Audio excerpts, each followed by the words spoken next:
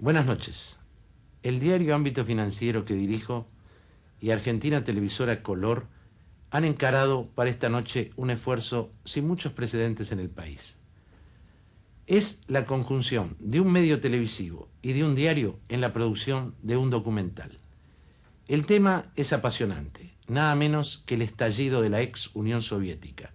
Un tema que hoy preocupa en todo el mundo, tanto porque no se sabe cómo va a evolucionar o cuál será su final. Ese es el tema que hemos elegido. Acá hemos reunido la conjunción de periodistas y economistas de un diario junto a la imagen contundente que da la televisión. Hemos hecho este documental con esa conjunción de esfuerzos. Esperamos que los entretenga y que también los informe sobre este tema de la aguda crisis en la Rusia actual. Estas empresas auspician el siguiente programa: Banco Mercantil, Dufour, Sociedad Anónima, Hiram Walker, Sociedad Anónima, Coca-Cola de Argentina, Movicom, Sociedad Anónima, Malboro, Banco de la Provincia de Buenos Aires, Aeroflot, Aerolíneas Argentinas, McDonald's.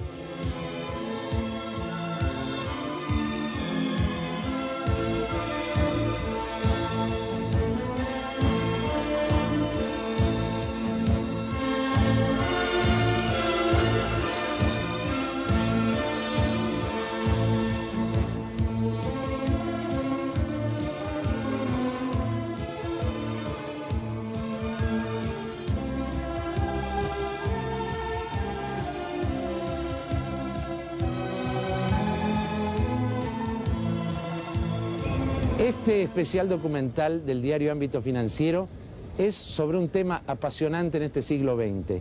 Rusia hoy, con todas las convulsiones que sobrevino luego de la caída del comunismo, de 70 años de comunismo.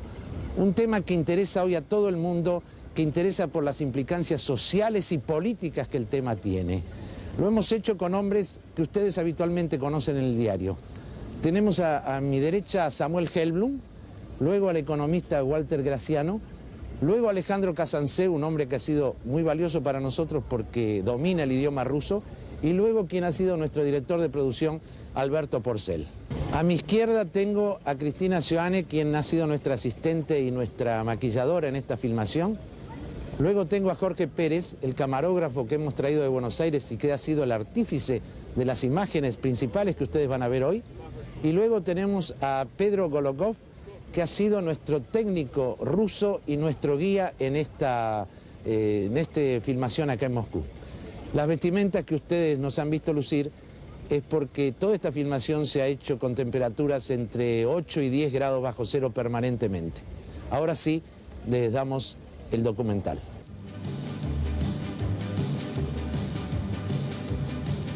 Visitar Rusia hoy es una apasionante aventura. No solo por sus bellezas naturales y el esplendor de sus edificios y monumentos, sino también por el caos de su economía y su aguda crisis política. Viajar de Buenos Aires a Moscú lleva casi 24 horas, combinando bien horarios y compañías.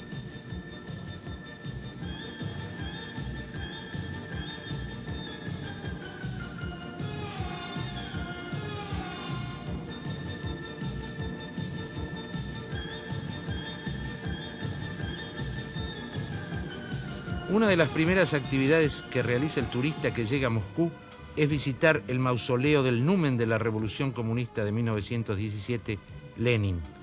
Largas filas de extranjeros y ciudadanos rusos se forman diariamente frente al mausoleo, ubicado en la Plaza Roja y en las murallas del Kremlin, que es la sede del gobierno del presidente Boris Yeltsin y del Soviet Supremo, formado por 300 diputados que representan a más de 1000 parlamentarios de la Federación Rusa. Las estatuas de Lenin son las únicas del pasado régimen comunista que aún siguen en sus pedestales en Rusia. Pero en esta convulsión que vive la ex Unión Soviética, Lenin es respetado, pero no por todos.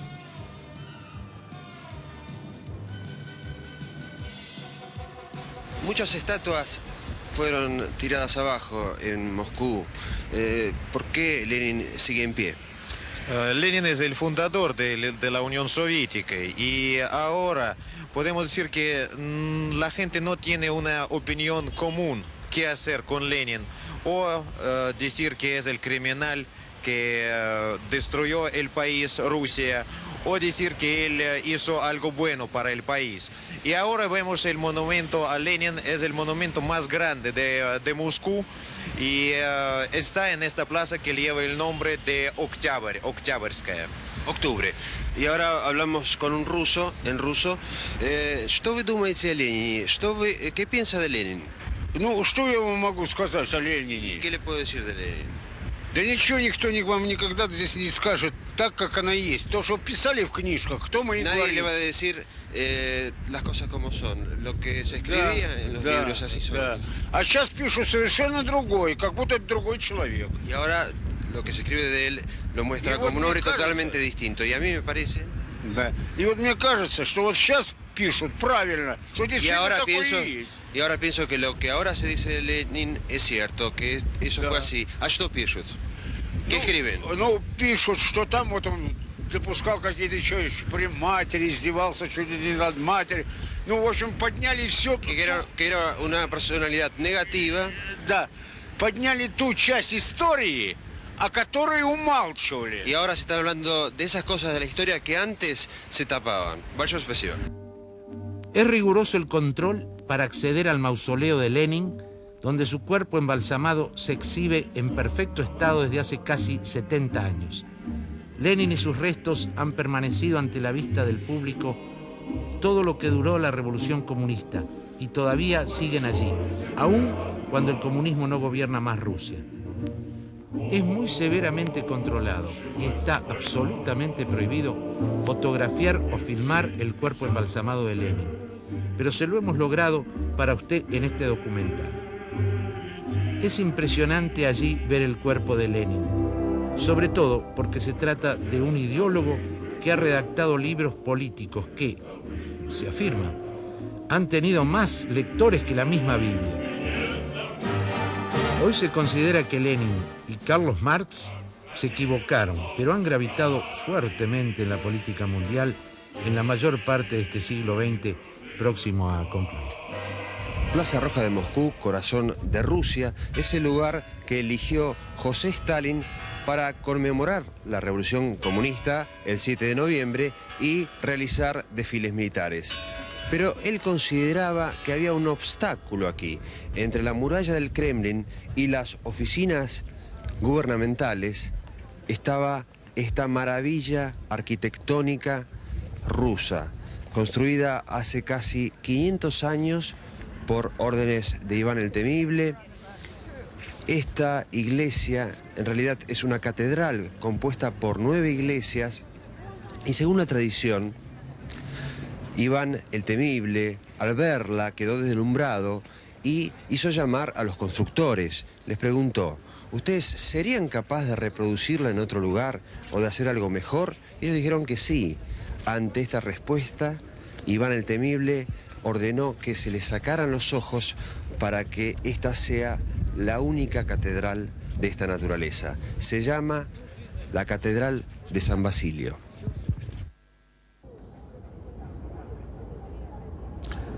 En las épocas de esplendor, el Partido Comunista Ruso llegó a tener 18 millones de afiliados.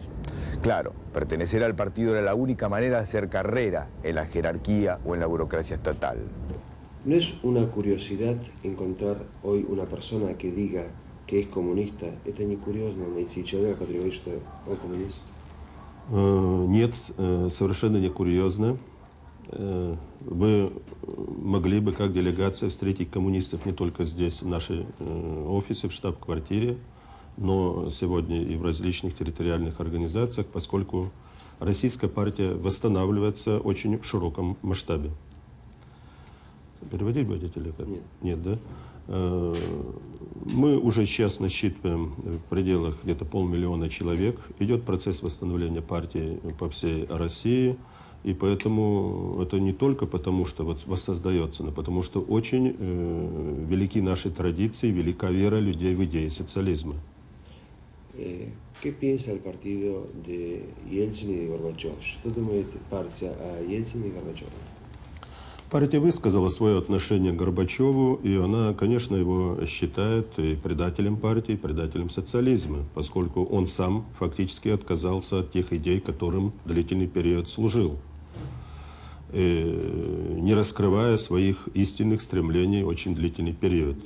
Что касается Ельцина, то отношение партии к нему на данном этапе тоже отрицательное, хотя лично я Ельцина знаю более близко. Вообще это сильный политик, и сильный был хозяйственник. В последнее время его политика, конечно, идет вразрез с интересами народа, и, конечно, фактически эта политика обречена сейчас на тупик. Какие бы ни были потуги сегодня спасти эту власть, пройдет, если не месяц, два, три, то во всяком случае эта политика обречена на полный провал, поскольку она проводится не в интересах народа, а в интересах очень узкого круга людей. И это, конечно, ставит очень серьезное противоборство обществу, поскольку оно расколото в силу двух таких разных направлений. Si ustedes volvieran al poder, ¿aplicarían las mismas políticas que en los pasados 70 años? Конечно, партия сделала очень серьезные выводы из своих уроков, и если она придет к власти, то, конечно, она поменяет и формы, и методы, и работы, и, самое главное, те принципы, которые она будет исповедовать в своей практической деятельности. Прежде всего, конечно, будет изменено отношение к экономике. Определяя государственный сектор как основу все-таки нашей экономики, мы выступаем за смешанные формы собственности, в том числе мы не возражаем и против ограниченной частной собственности, мы за смешанную экономику. Мы стоим за, конечно же, демилитаризацию нашей экономики и за очень широкую конверсию с целью увеличения выпуска товаров для народа. В аграрной политике мы занимаем тоже и готовы способствовать различным формам собственности, различным формам хозяйствования. Но здесь мы против, конечно, только лишь купли-продажи земли. Все остальное должно быть предоставлено право непосредственным производителям сельской продукции. Nuestro próximo bloque. Un profesor del Bolshoi gana $5 al año, 40 centavos de dólar mensual o 40 centavos de peso, como usted lo prefiera. Ese es el sueldo de un profesor del ballet más famoso y probablemente el más prestigioso del mundo.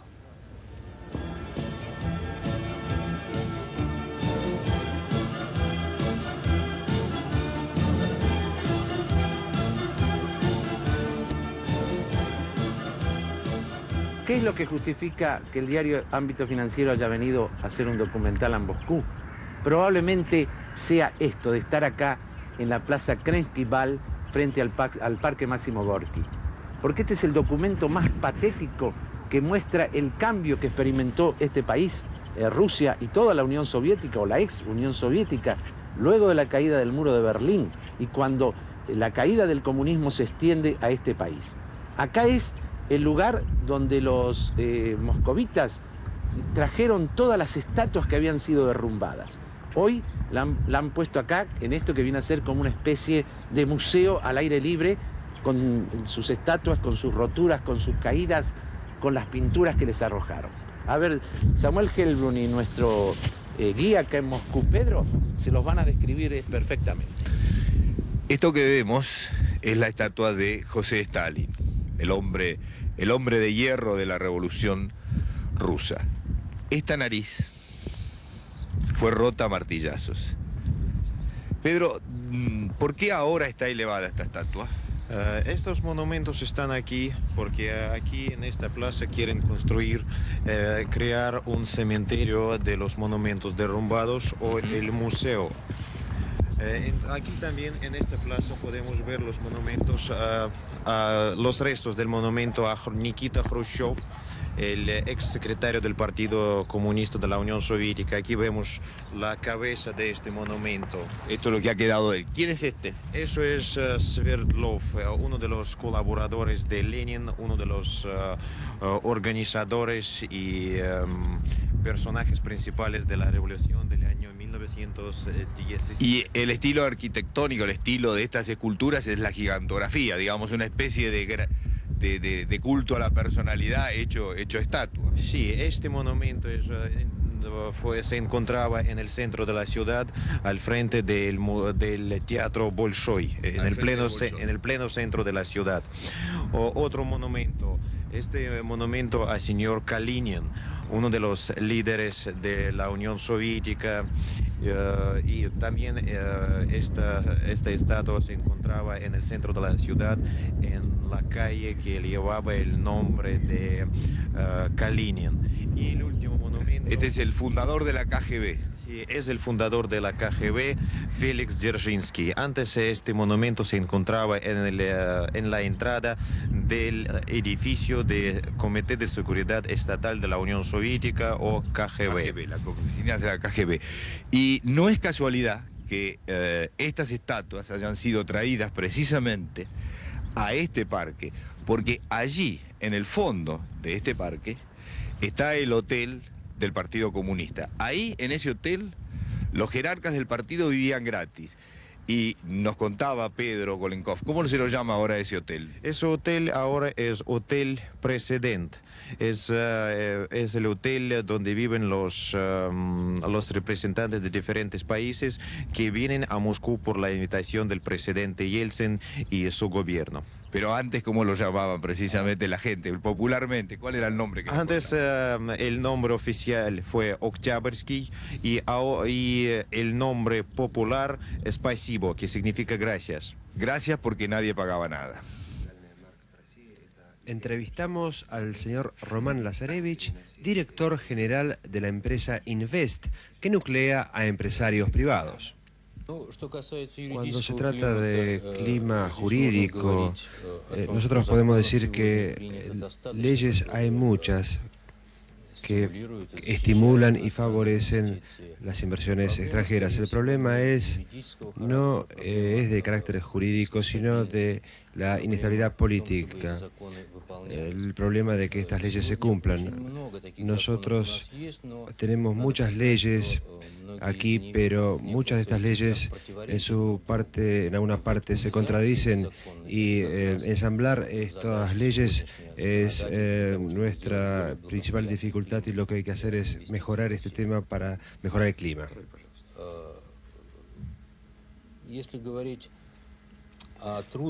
Si hablar de las dificultades que hoy existen y que no es secreto la existencia de la mafia, de la delincuencia en el área de la empresa, pienso que las dificultades son las mismas que en el resto del mundo, porque yo no creo que solo en Rusia haya mafia, hay mafia en otros países. Puede ser que en Rusia ahora las formas mafiosas son más profundas, pero lamentablemente todavía no tenemos mucha experiencia para luchar contra la mafia.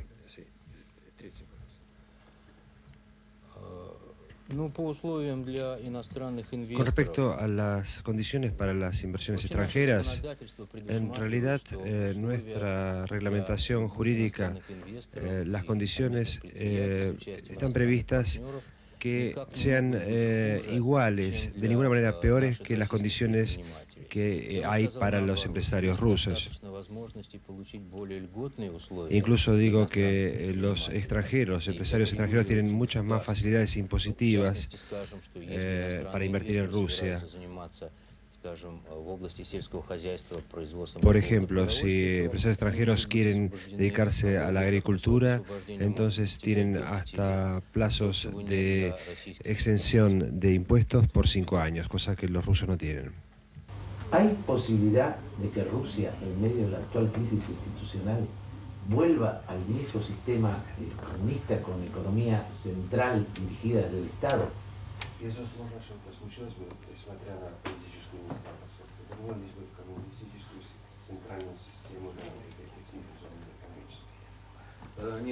No, de ninguna manera esto puede suceder, porque está destruida totalmente el sistema comunista, y en segunda parte la situación económica no va a impedir directamente que ese sistema vuelva.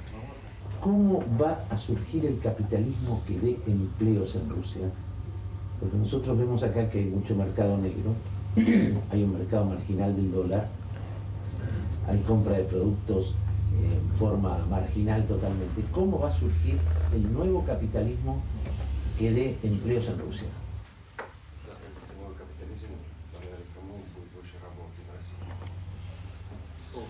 No inventaremos nada, simplemente tratar de desarrollar la pequeña y mediana empresa, cosa que logrará la creación de muchos empleos. Recientemente vinieron funcionarios del gobierno de Brasil y se llevaron un equipo completo de científicos rusos expertos en misiles. ¿Por qué sucede eso? Simplemente porque un científico soviético hoy gana unos 30.000 rublos por mes. ¿Sabe cuántos son esa cifra? Son poco más de $30 por mes que gana un científico ruso que recientemente fue capaz de enviar al espacio un aparato que es un espejo, capaz de reflejar el sol y dejar al mundo en su noche con la luz del día. Ese tipo de hombres vale $30 por mes. Los souvenirs son hoy un capítulo de la nueva Rusia. Por ejemplo, se pueden conseguir cámaras fotográficas que hasta hace muy poco los rusos eran la única que disponían. How much it cost? 20 a $40 es más o menos el precio de estas cámaras fotográficas. Gracias. También la simbología del viejo régimen está hoy expuesta acá en estos negocios de souvenir. Una gorra militar con el escudo del Ejército Rojo. Estas gorras militares hoy las puede comprar usted apenas por $5. Y por supuesto, la Ushanki. Sin esto no se puede vivir. Aunque dicen los que saben que usar esto es bastante cache en Rusia. Sin embargo, les puedo asegurar que sin esto sería un infierno. Por supuesto, hay de bisón, hay de zorro colorado. También las tradicionales de la policía rusa. Sigue la simbología también. ¿Esto saben qué es? Un carné de la temible KGB. Hoy se vende para que usted le ponga su foto, su firma y la tenga pura y exclusivamente como un souvenir. Esto era el símbolo del terror aquí en Rusia. Bueno, estamos con el doctor Stanislav Pirogov, que es doctor en economía, miembro de la Academia de Ciencias Rusas y uno de los que está monitoreando el funcionamiento del actual plan económico aquí en Moscú. ¿Ustedes están estudiando alguna especie de freno brusco a la inflación a través de dotar o con oro, o con tierras, o con empresas públicas, o con créditos externos, un mayor respaldo del Banco Central a la moneda rusa? Это необходимо продумать такую систему мер. Но главное состоит все-таки в том, что с распадом бывшего Советского Союза возникло несколько самостоятельных государств. И в то же время мы делали вид, что у нас единая денежная система. И в этой ситуации невозможно рубль сбалансировать. Потому что каждый банк нового государства имел возможность делать неконтролируемую эмиссию, то есть вбрасывать дополнительно рубли. O sea que la emisión de rublos no solamente la sigue haciendo en este momento el Banco Central de Rusia, sino que además lo pueden hacer las de los bancos centrales de los países que quedaron pegados al rublo. До последнего времени это так и происходило, потому что шли разговоры о сохранении единого рублевого пространства с одной стороны,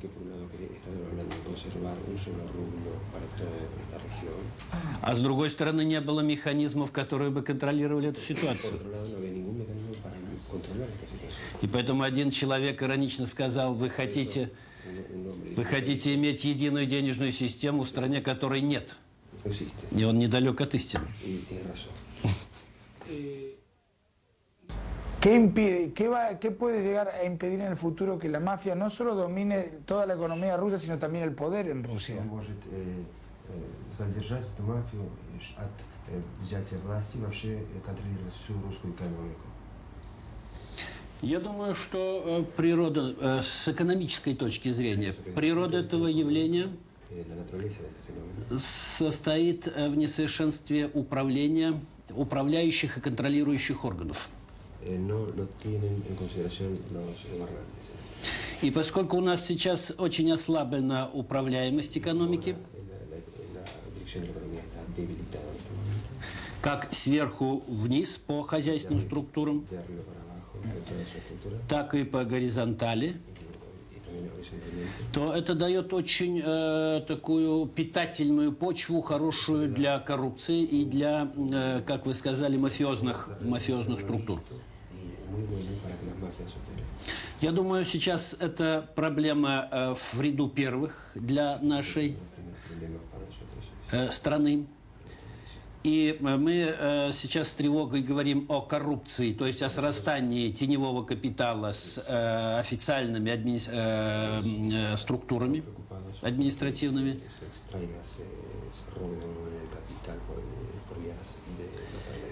Ну, что говорить о борьбе и как из этого выходить, это очень самостоятельный вопрос и довольно сложный.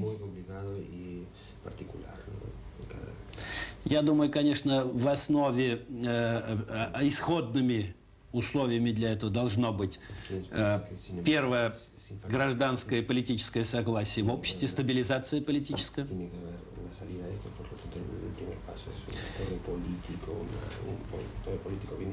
Подлинные элементы, выращивание подлинных элементов демократии во всех сферах жизни.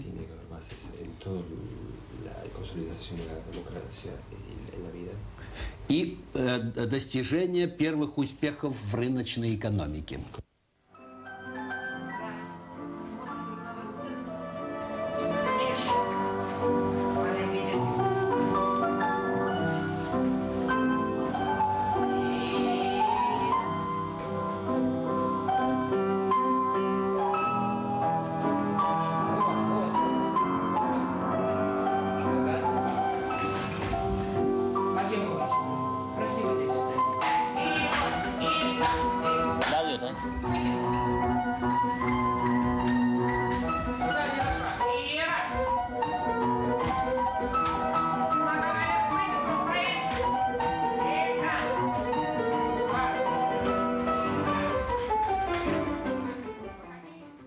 Mientras afuera los diputados del Parlamento ruso y Yeltsin discuten y su conflicto de poderes, aquí en los pequeños rincones, en un pequeño rincón de Moscú, el arte que dio a Baryshnikov, a Maya Plisetskaya, a Nureyev, ese arte sigue vivo en esta escuela, en esta pequeña escuela privada, por otra parte, donde estas chicas no solo hacen sus primeras armas en el ballet, sino que además hacen su escuela primaria para precisamente no separar el arte de su formación.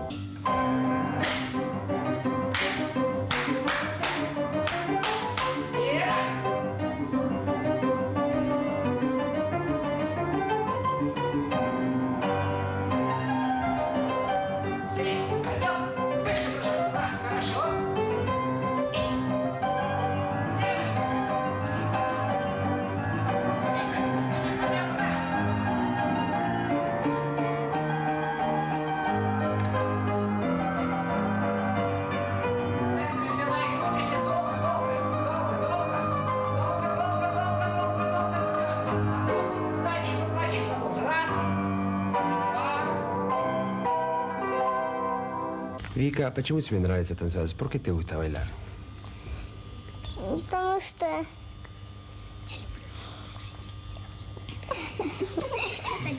Me encuentra... я хочу стать балериной. ¿Por qué quiero ser bailarina? ¿A какая музыка тебе больше всего нравится? ¿A qué música te gusta más? ¿Jazz? ¿Jazz? ¿Jazz? ¿Нравится? Ты будешь балерина джаз? Vas a ser una bailarina de jazz? Да. А вы можете мне сейчас ответить, ты почему танцуешь? Что тебе производит музыка? Как ты себя чувствуешь? ¿Cómo te sentís cuando bailas? ¿Por qué decidiste esta carrera? Я танцую, потому что я очень хотела. Yo bailo porque siempre quise. У меня родители танцуют тоже. Mis padres son bailarines. ¿Y какая музыка тебе нравится? ¿Какой танец тебе больше всего нравится? ¿Qué música, qué ballet te gusta más? Лебединое озеро. El lago de los cisnes.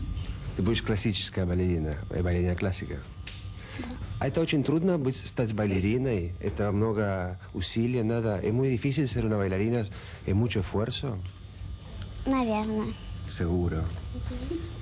Но тебе это не важно, а vos no te importa? Не важно. ¿Y что ты будешь? Какая балерина? Классическая или джазовая? ¿Qué tipo de bailarina? ¿Qué especialidad o qué tendencia? Классическая. Clásica también. ¿Tú все классические хотят быть? ¿Todas quieren ser clásicas? Я хочу быть джазовой балериной. Yo quiero ser bailarina de jazz.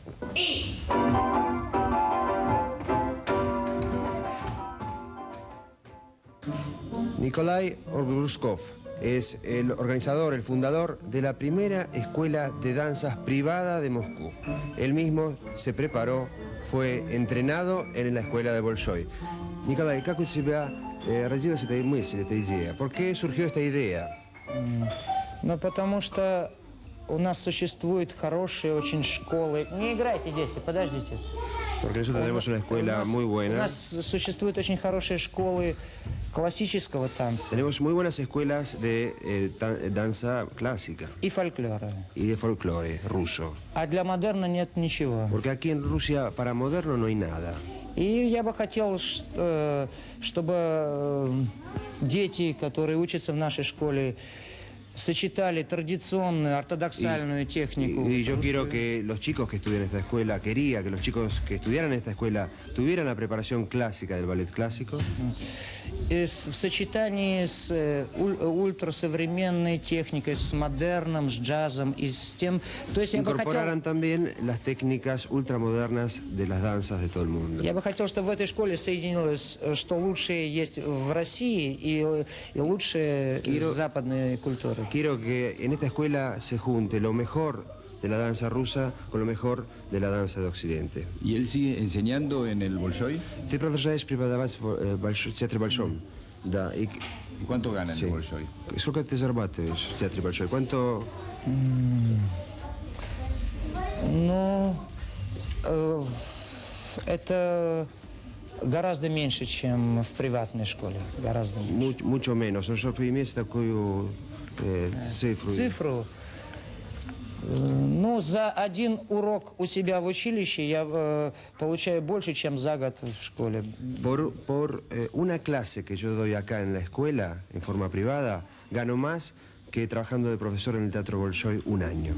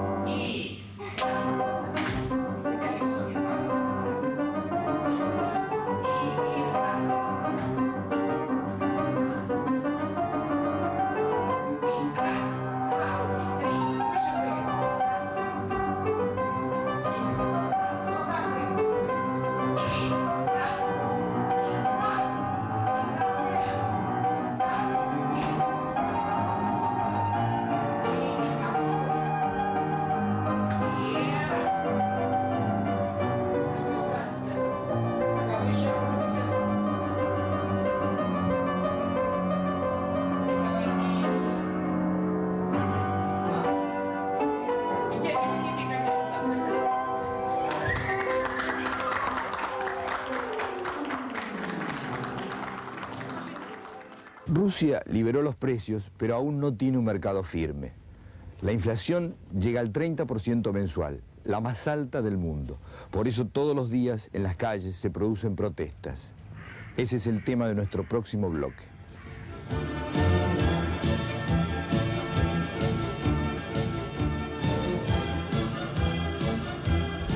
Uno de los grandes problemas de Rusia hoy es lo que en economía se llama una total distorsión de los precios relativos.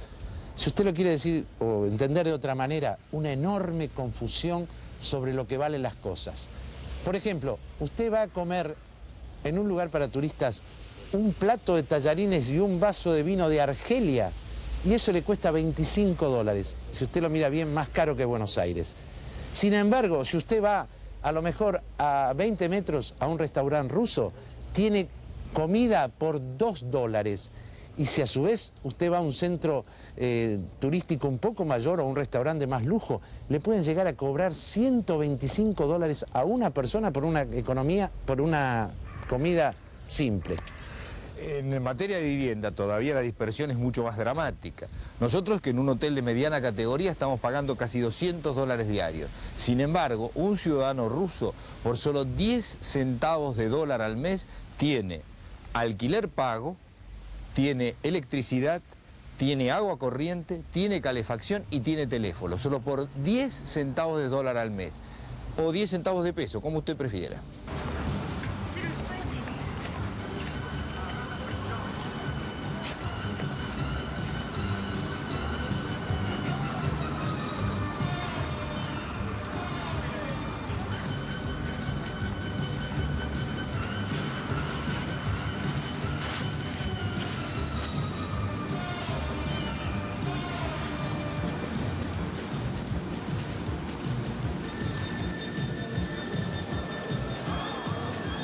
De naranjas cuesta en Moscú 1.000 rublos.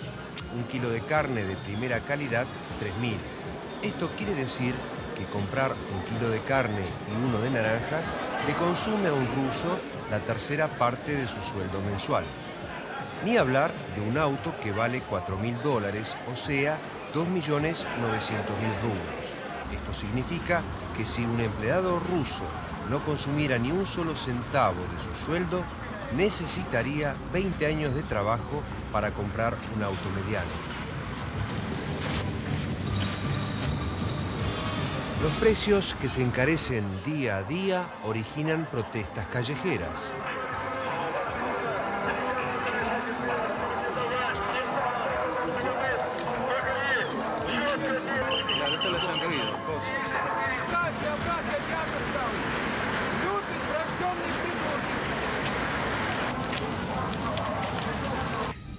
Estamos esperando a Gaidar, el economista ruso que a partir de enero de 1992 liberó en forma de shock todos los precios en Rusia y provocó esa conmoción que se extendió por todo el mundo. Este hombre luego tuvo que renunciar, se alejó del gobierno de Yeltsin, pero sigue siendo un hombre gravitante en la economía rusa y de gran atracción para todos los que estudian la economía de esta federación en Occidente. ¿Considera usted que una eventual dispersión de la actual Federación Rusa podría tener consecuencias económicas negativas para el país?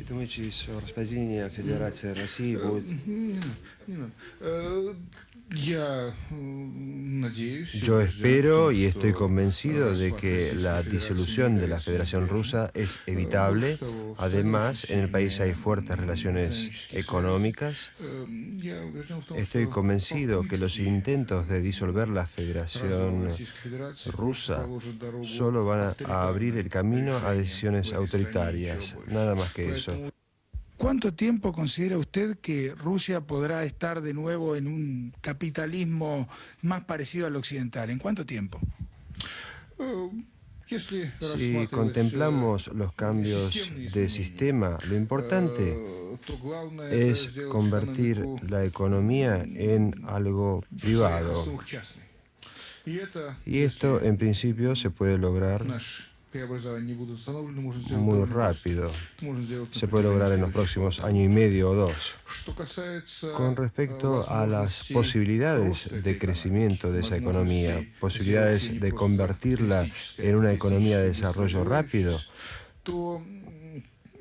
dependerá de la confección de las condiciones ideales, dependerá de la estabilidad de las finanzas.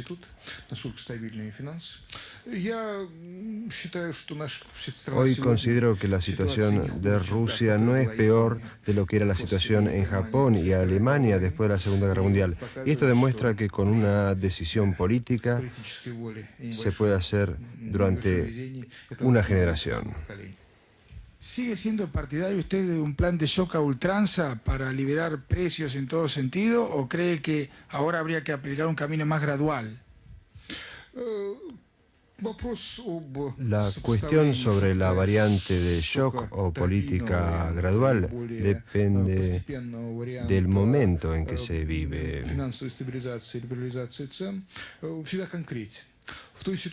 En aquella situación en que se encontraba Rusia a fines de 1991, estoy totalmente convencido que solo se podía hacer la liberación de precios de golpe, de una sola vez, de un acto. Los intentos de hacerlo gradualmente solamente aceleran el proceso inflacionario.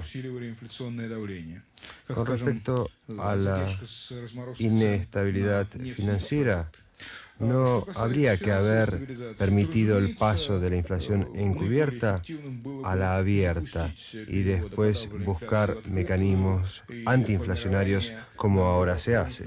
En el siguiente bloque veremos las bellezas de la ciudad más linda, la ciudad más culta de la nueva Rusia, San Petersburgo.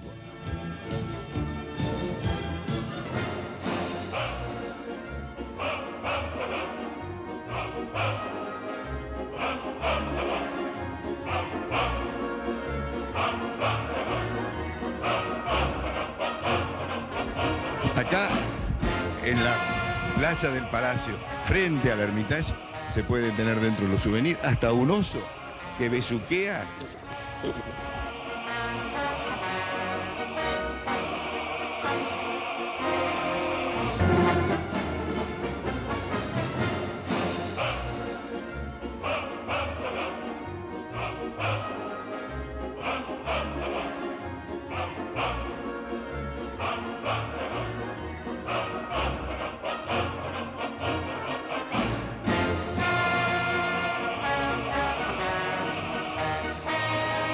En las plazas de Rusia usted puede sacar a pasear un oso, eso sí, con bozal.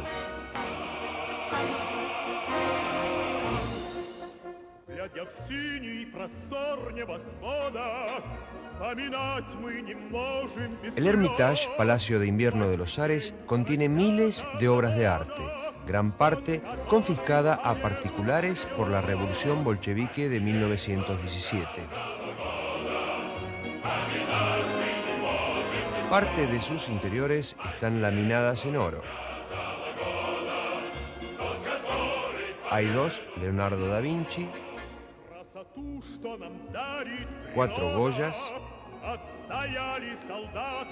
varios Velázquez, Murillos y Grecos, 40 Picassos y 4 Van Gogh.